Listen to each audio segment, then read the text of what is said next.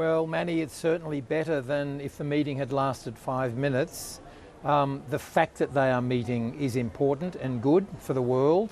And now the fact that they've been going, as you say, as long as they have been, you'd have to say it's one of those situations where the longer the better. There are many problems around the world at the moment. Many of them require some assistance from both the US and China, particularly China. And so this must be a good sign, surely. Now, Anthony Albanese has confirmed he will also meet with President Xi tomorrow. What's likely to be on the agenda there?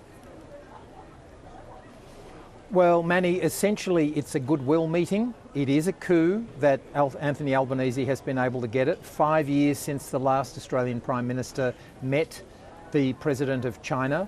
That's a major breakthrough. For several years, a minister in the Australian government, even a junior or middle-ranking minister, was unable to get through to their counterparts in China. The relationship had largely broken down, if not totally. This is surely a good sign that the Prime Minister of Australia is talking to the most powerful man, a man who has just received a third term. So it'll be 15 years at least. He'll be the strongest leader since Mao Zedong. So the fact that Anthony Albanese is there is very positive. It was never guaranteed.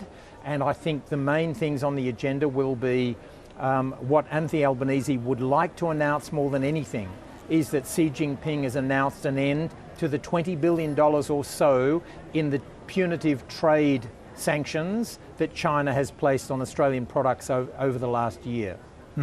Now, just on that, there are a lot of thorny issues that need to be addressed between China and the West as a whole.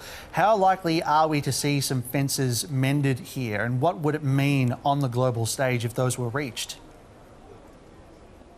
The two main things, Manny, the first thing is, and that could be happening right now as we speak in that meeting between Joe Biden and Xi Jinping, Joe Biden wants to lower the temperature over Taiwan. There's been suggestions in the last 6 or 12 months that there could be a war over Taiwan, which could embroil the United States and therefore could even embroil Australia.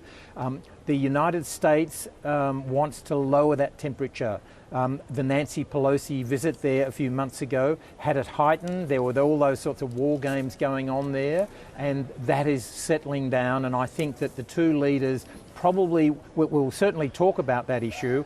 That will be seen as a victory if the temperature can be lowered. Secondly, Ukraine. Ukraine, people in Footscray and Dandenong and Chipping Norton are paying more for their electricity tonight because of the war in Ukraine. We are now so globally enmeshed as an economy, as a world economy, that when there's war in Ukraine and Russia is sanctioned, it hits electricity prices in Sydney and Melbourne and everywhere else. So Joe Biden will be urging Xi Jinping to use his strong influence, his offices with Vladimir Putin, to ask him to call off the dogs. Now, only last week, Xi Jinping made a comment that he thought nuclear weapons, a nuclear option, was completely unacceptable. In a way, he's already been leaving Vladimir Putin out to dry.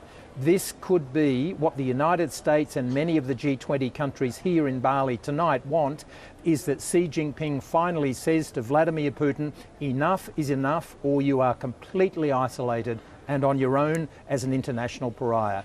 As long as Russia has China as an ally, they have a very powerful ally. John Lyons reporting there from Bali. Thank you.